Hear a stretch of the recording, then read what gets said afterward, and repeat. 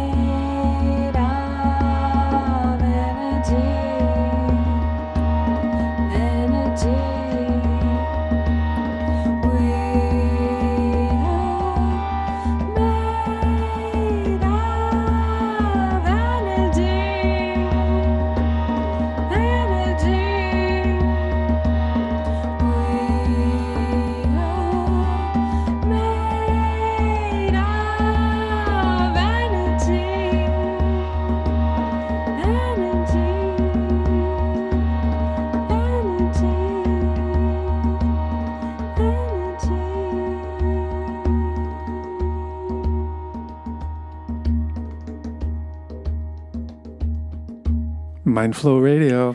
Mindflow Radio. Here we are. Here we are. Mm-hmm. He's Monte. She's Jalen. And we are celebrating the new year. Happy 2022. Happy 2022. It's got a ring to it. Yeah, we made it. I think it's going to be a great year to evolve. Yes, I agree with that. Yes. I was like looking at you like, what you gonna say?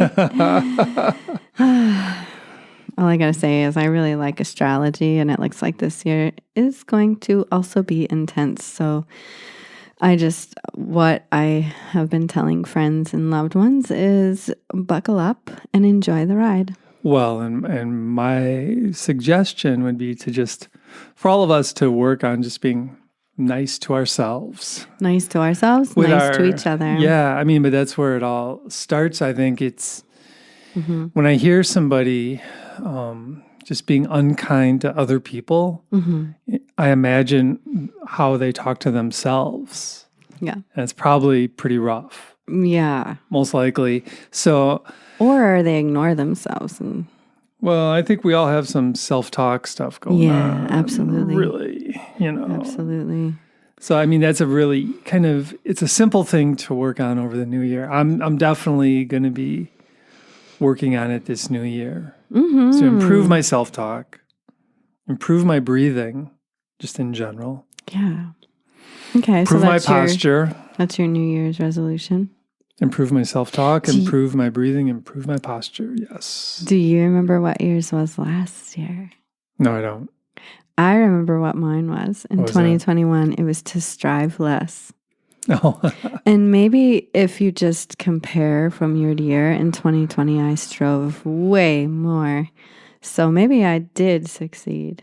Yeah, okay. Because I remembered it all year, and I would get caught in that workaholism. And then I'd be like, I said I was going to strive less, and here I am doing the same thing. So just remembering that I remembered it was helpful in slowing down and taking more time to reflect and think about why I'm a workaholic. And well, it seems like striving less that would lead to more just basic appreciation of the moment. Mm-hmm. Because when we're striving so much, we're striving for something in the future. Yeah. Future goals, goals. I want to save the world. It's like, I don't know if you ever saw Pinky and the Brain, and I can't remember the other mouse's name, but he says, we're going to take over the world. Like that's his saying. We're going to take over the world. And mine is, I'm going to save the world. And I like to connect with all the people who are doing the same. Well, it all starts with saving ourselves. Exactly. I would say everything begins with ourselves. Yeah. So I wish this was an interactive show and we could hear what your New Year's resolution is. Yeah. So if you'd like support on your New Year's resolution, you can always email me jlyn@wdrt.org. Pretty sure that's what it is. It's been a little while since I checked it. JAILYNN. Yeah. It might make it to me. Yeah. All right. So big thanks to WDRT for putting up with us for 6 years. Another year. Way to go, James Hellberg. And everybody else who's been a big part of it. It's a mainly volunteer organization that is just trying to loop us all in on what's going on in the world and with each other. Yeah, and to me, it's just a great example of manifestation. I mean, James had this in his mind, this idea in his mind, and he just kept it in his mind. He kept working on it, and boom, and then it blossomed. And it was first an internet show, right? Yeah. And you were a part of that then, too. Yeah, I had a show. It was called Radio Enlightenment. Welcome to Radio Enlightenment. My name is Monte. I'll be your host. So buckle your seatbelt and get ready to take a trip towards reality. That is so funny. That was my beginning. Yeah, that's what I'm saying about 2022. Oh, yeah, right. That's such an interesting. Buckle your seatbelt. But I'm ready to take a trip towards reality. Yeah, that is what's happening. Wow. Okay, wow, that's interesting. So you were just a little ahead of your time. Yeah.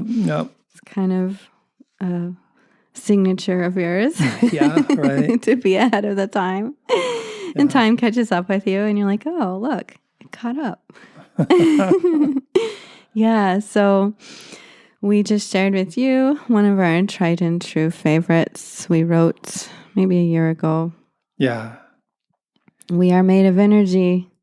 Energy is reality. Yeah. And indeed. Yeah, that's a huge epiphany for anyone who hasn't absorbed that yet. Yeah, I mean, for me, that reality, and that's basic physics, by the way. That's string theory. So that's the nature of reality, is that we are energy. And for me, it inspires me to try and create a productive type of energy that I want to send out into the world, into the universe, instead of a destructive energy. I believe in like creative and inspired energy whenever possible. And not that I can always be there, but that's what I shoot for as much as possible. Or just like calm awareness. That's another type of energy I just try and attach myself to, because whatever energy I have, it emanates from me and into the collective.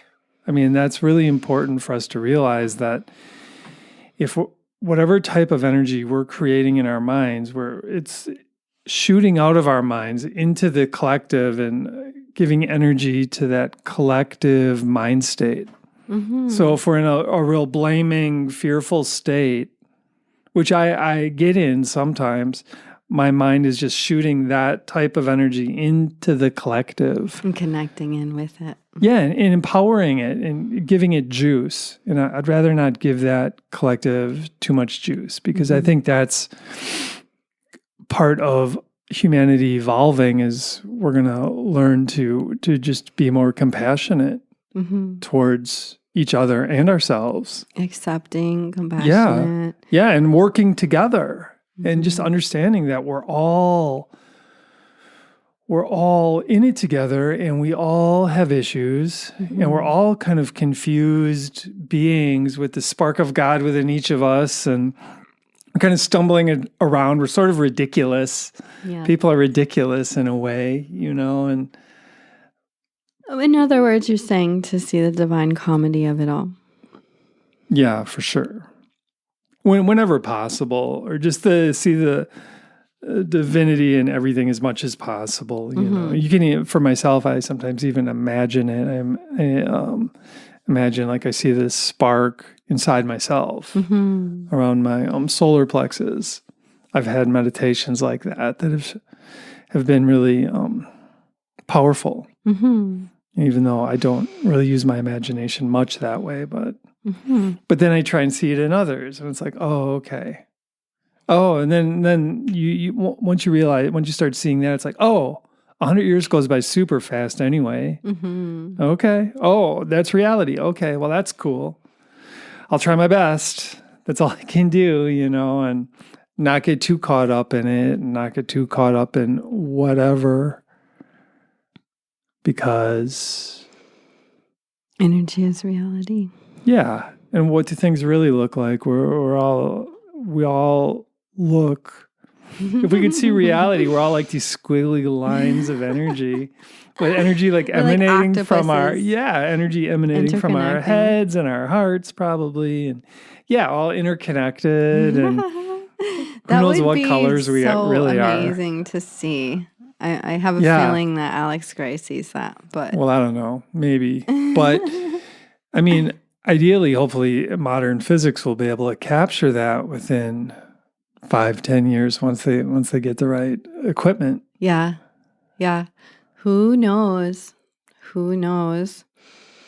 Yeah, so we're at the beginning of a year, which is a great opportunity to reflect on what you learned last year, how far you came forward in your learning, growing, and evolving, and noticing where you'd like to go. Where do you want to go next?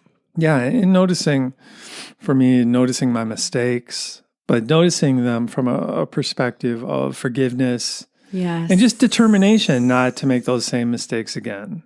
Yes. I mean, and if I can not make those mistakes again, I actually learned from those mistakes. So they had some meaning rather than just repeating mistakes over and over and over. But forgiveness, self-forgiveness is really key. Oh, yes. You totally hit that subject on the head. I very much talk about self-forgiveness as a crucial piece of healing for everyone individually. Yeah. And I know that it can be a very hard lesson to embrace, forgiveness of the self. So I just want to guide just a tiny bit right here, right now. So take a deep breath, breathing in all the way into your low back, expanding your lungs completely 360 degrees around, and then exhale gently, releasing the air slowly, and just taking a couple deep breaths. And as you feel yourself breathing into embodiment, acknowledging that you are here in this human vessel, in this moment, interconnected with everyone listening at this moment. And hear these words and let them be felt. Notice where you feel them. You have already been forgiven. Breathe into feeling this statement. You have already been forgiven. And as you breathe and feel this statement, where do you feel it? How does it feel? Can you believe it? Can you allow it?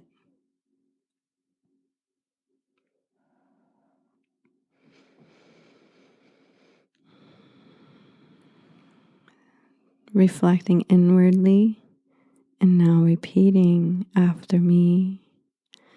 I have already been forgiven. Breathe that in. Notice if it feels different or the same. I have already been forgiven. Breathing into that, you may feel guided to put your hand on your heart and just feel into this self-forgiveness. What does it feel like to know that in Creator's eyes, you have already been forgiven? And you can accept it and allow it, embrace it, embody it. And one more time. I have already been forgiven.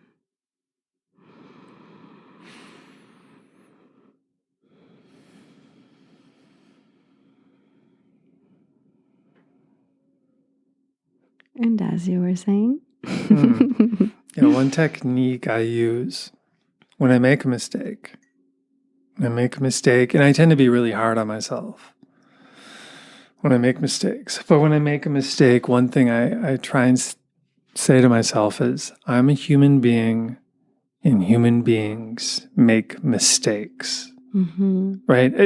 It's sort of like I expect myself to like never make a mistake, But when I do, realizing I'm a human and therefore I do make mistakes and I will continue to make mistakes. But the most I can do is to learn from them. And change. And change. And a lot of that change just begins within my own mind, in my own mind garden. Yeah. And if I can really cultivate my mind garden over this new year, I will make less mistakes than I've made in the past year. And I think mistakes are partly from making decisions too quickly, right? Yeah. Or not listening to your intuition. Yeah, not being in touch with your intuition. I think a lot of mistakes are made just from old habitual patterns of thinking and behavior too. Just on automatic. Yeah. Yeah. I agree. And then a lot of it is like ego stuff. Oh, I feel dissed, so I'm going to strike out, and just emotionally, or that's one mistake perhaps that can be avoided, and totally. A lot of it goes back to metacognition and just being the witness to your own thinking patterns. So what's coming up for me is an experience that we had a few days ago, and I had an expectation, and that expectation was obviously not in alignment with the reality of the day, and I got upset with you, and you felt really bad, and I was like, just it's okay. I had an expectation. It's my fault for having that expectation. It's okay what you're saying and needing to do. So just go do it, and I'll work through this, and I'll be okay. And it was really, I don't know how it felt to receive that, but to say it felt very authentic and transparent. Like, okay, this is how I'm feeling. I am upset, but I'm not blaming you. I take complete responsibility for how I feel. I had the expectation. It was not valid, and I'll work through this. Yeah. And I did. Yeah. And it all worked out. Yeah, it did work out. We had a lovely day. Yeah. Well, what it was like for me is like, I was like, huh. But, there was part of me that's still like, oh, man, I should have anticipated this and like worked it a little differently, So there was still some of that self. I was blaming myself a little bit. Right. But then, I don't know. I knew you were working on being cool about it. So, and everything was fine because it is actually not a big deal. Right. It ended up working out perfectly, actually. Right, it did. Considering the weather outside and what I was expecting to do. So it worked out perfectly. Yeah, but that was some healthy communication for sure. So good job. Yeah, so where I'm going with this is, one, expectations are really painful for the person who has them. And I know there's certain expectations that are important, like I expect you to be a kind human to me mostly, Yeah, right. Or whatever it is, there's some expectations that are reasonable. Yeah. But some expectations, like I have this plan and you don't even know that I have this plan. So I expect that you'll just go with my plan because you're so cool. And then it's like a lack of transparency to begin with. Yeah. So then, I think good communication is really important, Yeah. One thing that I really appreciate is somebody, like I'm talking with somebody and they're like, hey, I'm having a really bad day, just so you know. So if I'm moody, that's what's going on. It's like, oh, thank you so much for being transparent with me so I don't have to wonder if you're pissed at me. Yeah. Because that's what we do. We fill in the blanks. It's like, okay, this person's got a weird vibe. I don't know what's going on. Yeah. It's probably me. It's probably me. And that's just natural for humans to turn it inwards. Yeah, it's like, what did I say? What did I do? And it just reminds me of a saying from the AA Big Book that's always stuck with me, and it's expect nothing and accept everything. Expecting nothing and accepting everything is the key to serenity. I was like, oh, yeah. It's true. I mean, yeah. Yeah, because you have to accept. You might as well accept it, which doesn't mean you're a punching bag either. And what went through my mind is relapse. And relapse is something that happens to most people when they're working on an addiction. Yeah. And a relapse is to be accepted, but then dealt with. So it's like, okay, exactly. I fell off. Therefore, I've got to go through the process of cleaning up again. Right. Or just as far as interpersonal interactions, if somebody is treating me poorly, I accept it, but then I act. And that action perhaps might be removing myself from the situation. Yeah. It's like, I just don't want to be around this person. Right now. Or ever. I don't know. I mean, it depends on the situation. Right. But even just removing yourself from a person's mood in that moment can be helpful for them to reflect on themselves and straighten their own vibe. Yeah, and it's just the game of acceptance really is the game of just presence. Presence without bias. Because if I have expectations and I have bias, it's like, oh, she should be acting this way. Yeah, right. And she's not. She's always chill. Why is she getting out or whatever right it now? is? Yeah, right. But if I can just be present without that bias, right, and then I'm more effective at navigating any situation because I don't have prejudices. Like kind of clouding my mind. My mind is open and I'm aware and just balanced with clarity and ready to react however I need to. Absolutely. And that readiness to react or respond is just so key because a lot of us, when we're in that intense chronic stress, we actually don't have the ability to respond properly. And it's like having your finger on the trigger at all moments and you can just go off because you're so stressed and so tense. I know that's how it goes because I've been there and I have experienced others who also work with chronic stress. And it's how do you relax, embody, get clear, assess clearly what's going on so that you can respond. Yeah, as effectively as possible. Right. So that clarity, that ability to relax is something that is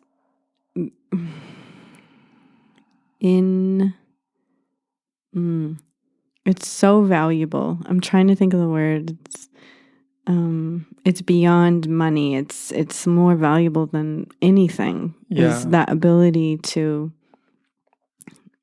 reflect, slow down, look at every factor going on, take your time, and then respond.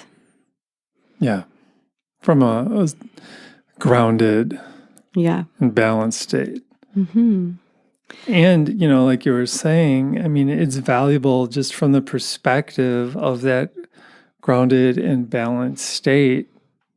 In fact, just feels really good. Yeah. Because you just feel good. You feel empowered. It's like instead of being, just affected by all these,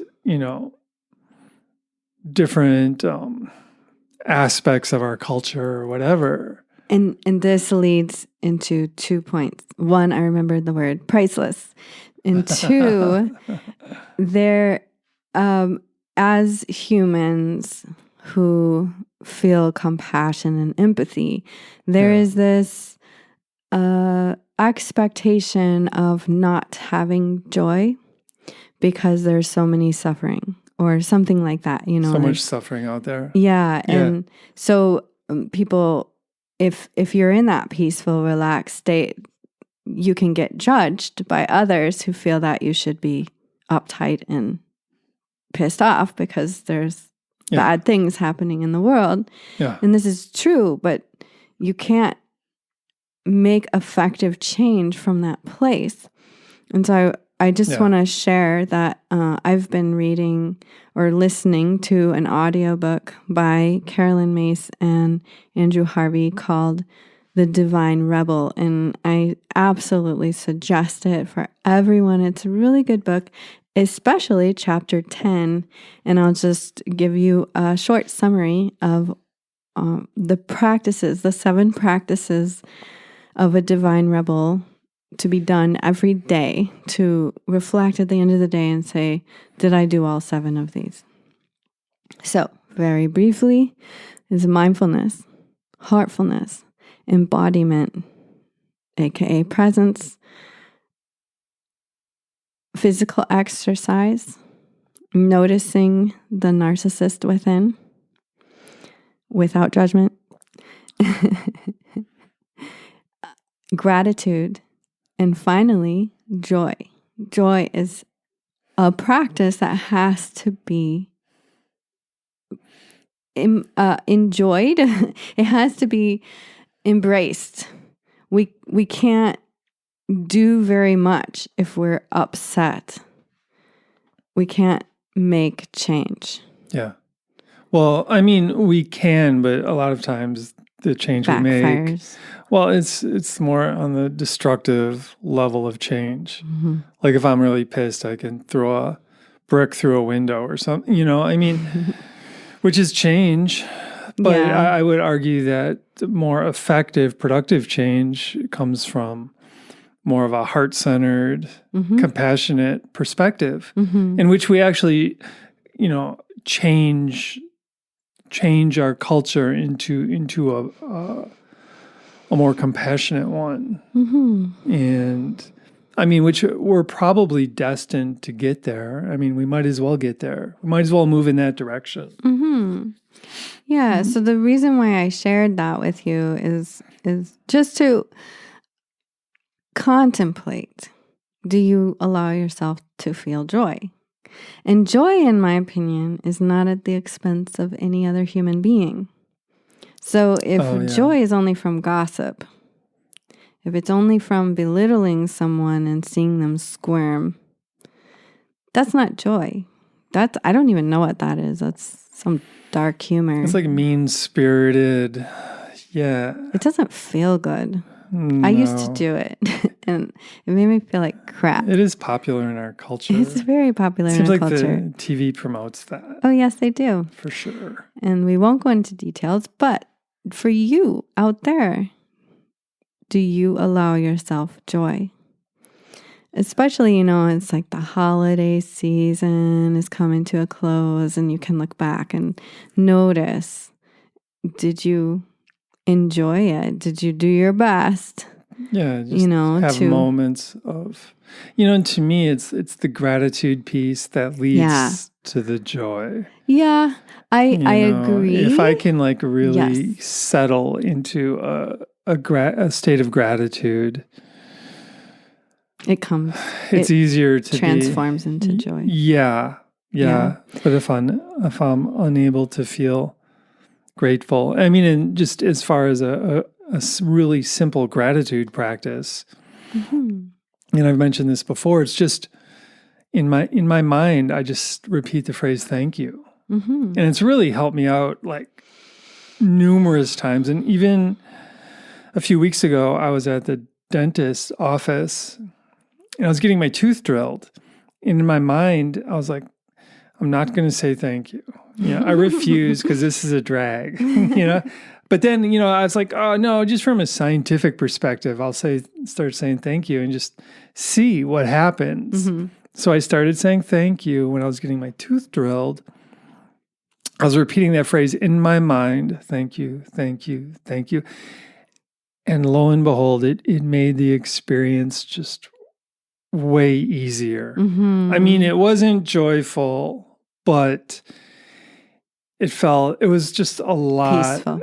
It was. And then I was actually grateful for being able to get my tooth drilled and all that. I mean, you really, and that's the thing, when you start saying that phrase, it's like a mystical, magical phrase from the perspective of, if you repeat it in your mind seeks reasons to be grateful. And I suggest using it in good situations and bad situations and in neutral situations. The more we can say the phrase thank you just in our minds, the more we're cultivating the gratitude plot in our mind garden. And we're growing the gratitude plot in our mind garden, which perhaps is a very effective way at increasing our ability to manifest a better life. Absolutely. So it's a profound practice, simple practice, something I try and do every day. Yeah. Yeah. Me too. But for me, it leads to joy. Yeah. It can. It can. I think that it definitely clears the path so that joy can be felt easier. Yeah. And sometimes it leads to a state of bliss and tears, just from bliss, which is complete, utter joy. I know. It seems like the thank you practice, what it does is it kind of, I talk about working with self-talk. It kind of crushes my my self-pity, self-talk. Yeah. Because I mean, that's a habit. That's a mind habit of mine. It's like, I start whining to myself about this and that. Yeah. Why can't you? It's like a little whiny voice in my mind Yeah. But if I just hit a couple thank yous, it just like destroys it. So it's like the whiny part of my mind garden. I'm like weeding it out. I'm weeding out that plot. It's shrinking. Yeah. Yeah. While the gratitude plot is growing. And the end result is, hopefully, I do feel better. And ideally, I'm better at what I do. So I'm able to help the world more. Right. Yeah. And then you get to save the world. Well, I don't know, Liz.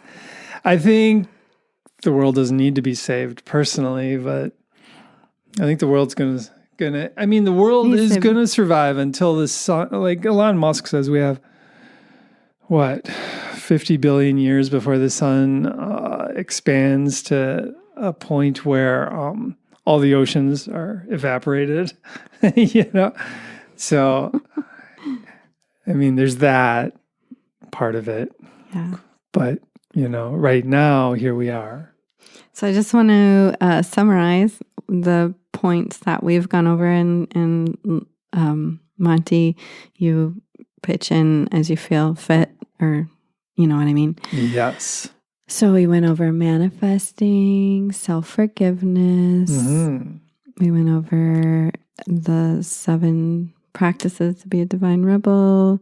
And we went over joy and gratitude. Yeah, so cultivating the mind garden. Yep. Thank you practice, your breathing technique of really expanding the lungs all around. Yeah.